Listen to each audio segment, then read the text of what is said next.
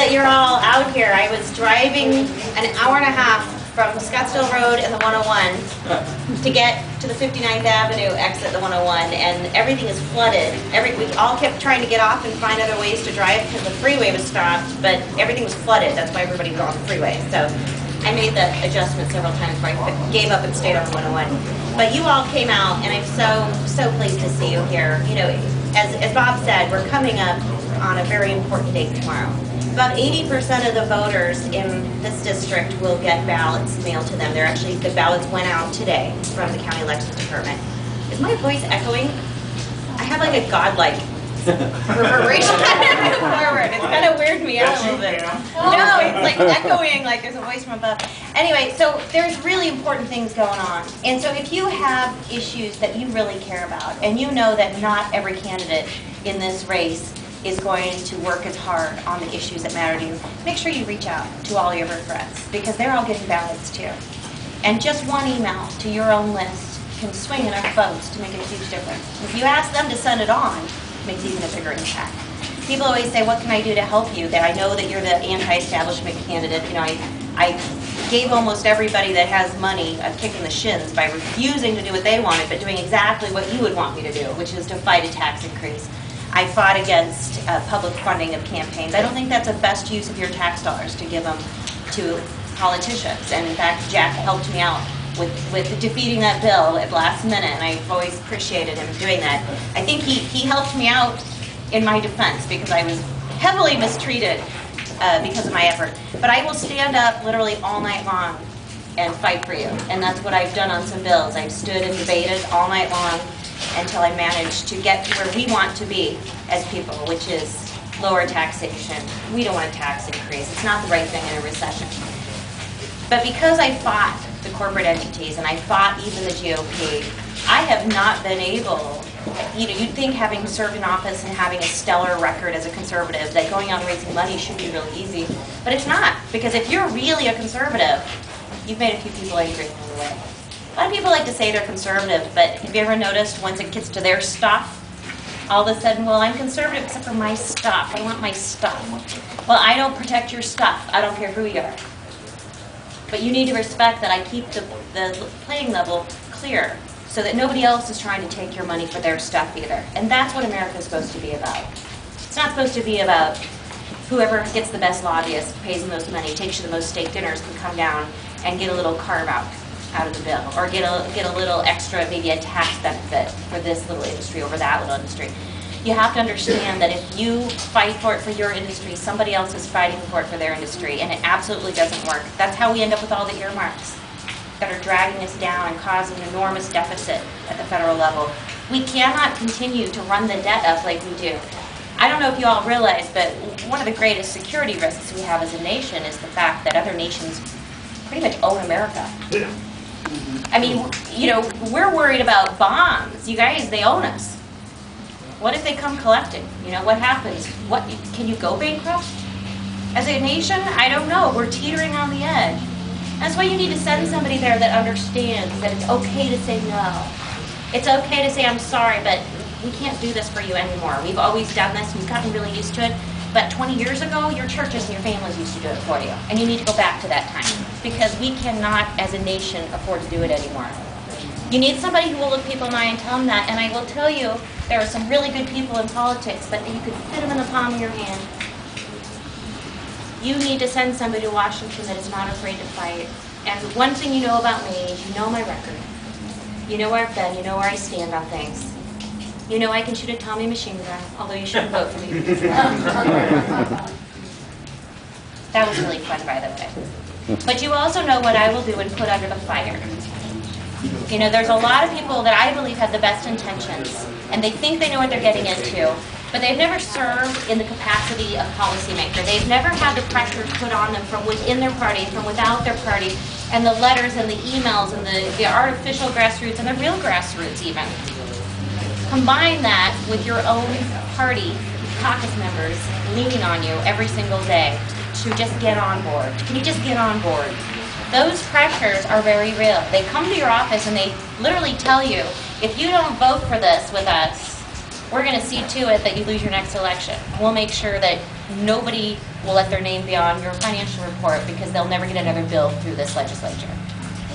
Those things really happen. And so you have people that say, well, gosh, I worked so hard to get here. It would be a shame to lose my next election. Maybe I'll just bend on this one. But once they bend on that one, then it's another, and it's another, and it's another. And pretty soon, really good people with the best intentions can't remember how they got where they are. And they have no way to turn back. And their entire identity now is all about being in the DC loop. And they don't have anywhere else to go because they've sold out everything they care about. So many people do that. I wouldn't go to Washington if I wasn't absolutely sure I won't do that. And here's why. I don't want to go to Washington. You know what? If I could make a really big difference and just travel around like Sarah Palin and be with my family when I want to and affect the outcomes of races and write books and make a difference in America without actually going and working with those snakes in DC, of course that's what I would choose. I think most of you would probably choose the same thing because you're sane people. I want to go to Washington, stick to our principles. You know I'll fight for your gun rights, which is kind of what we're celebrating. You know I'm pro-life. I'm the only candidate that's sponsored and passed legislation on the pro-life issue. It was vetoed by Napolitano, but she stinks, so whatever. And I am a candidate that has fought increases in taxes, but I've also sponsored lowering their taxes. I have run bills that came out of the smartest think tanks in the country that nobody else was going out looking for new ideas. I went out and looked for a bill on how to create efficiency in government. Sounds like an oxymoron, but we can do better. It takes some time. You've got to look at what government's doing wrong so you can figure out how to do it right. Nobody ever slows down and requires an audit of what's going on with the spending, but also with how they're spending it. Those are bills I've sponsored, but it took an enormous amount of research work underneath. I read the bills. I talk to the experts. I look for the information. You know, science can fail you, so you have to really go out and look and talk to more people. You can't just find one study and go run a bill. You need somebody who understands that, not somebody who's going to be, you know, some bright light and their attention gets drawn away and they get sucked down a hole that they never meant to go. You know who I am. You know I can withstand the pressure. You know that I don't want to be in D.C. just to be in D.C. I want to change something because I believe this country is worth fighting for. But more importantly, I think, as I'm sure you all do, you wouldn't be out here in the mud. We are on the edge. Do you all feel that? Yes. Absolutely, yes. I would imagine this is how they felt in this country right before the revolution, when they felt like their government had disconnected from them. They felt like the judiciary no longer listened and didn't give them fair shake in the courts. Everything was stacked against the people of America, and they'd had enough. I talk to people all the time. That's what people are feeling right now. We have got to bring this back to where the Founding Fathers intended it before people take up arms.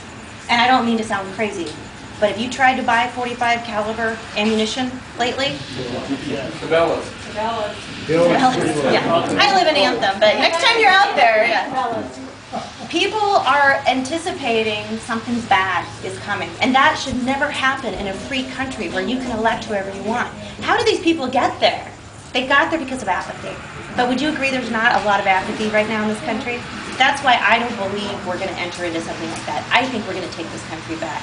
But it's going to take every one of you to not just cast your own vote, but to affect other votes. And I know you think, who am I? I'm just a normal person. Well, you know what? Normal people are the best people to encourage others to vote because they know that you don't have anything in it. They know that it's just about you wanting a better country. So when you send an email to your friends and you say, I want you to, if you don't know who you're going to vote for, you know, I saw this gal and she really seemed to be a good fit for what's going on in our country right now. If you don't know who you're going to vote for, will you vote for Pamela Gorman? And send this on to a couple friends. It would really help. Somebody gets that email and doesn't know who they're going to vote for. They're like, okay, well, at least in CD3 I know what to do. I don't know what I'm going to do about the rest of these. Has anybody ever felt that way when you walk in the voting booth, especially when you're voting for like judges and things? No, I just don't know the judges. Judge Williams. Judge Williams. Judge Williams is actually about the only judge I feel confident. Judge Williams, yay. But there are probably others, I just don't know them. But I encourage you to not just let your vote be one vote, really make a difference. The fact that you're out here today means you get it, that it's important, that there's something to be lost and something worth fighting for. And I hope that I'm the one that gets to go and fight for you in Washington, because I feel like I'm made for this. It's my passion, and I don't know what I'm going to do with all this otherwise. I'll drive people crazy. But you have to make a decision, because it's too important to let it rest. It's too important to just cast your vote, whether through the mail or on August 24th at the ballot. You've got to affect more votes. And so I hope that you all go home tonight, and if your power's on and you didn't get hit by the storm, that you'll consider sending out an email. Post it on some websites, whatever it is you do, but try to affect a few other votes. Because in a race like ours where there's 10 people, the cruel reality is that about 17,000 people are going to choose who sits in Washington, and affects every American in this country. 17,000 people will make that decision because of the way the votes spread out.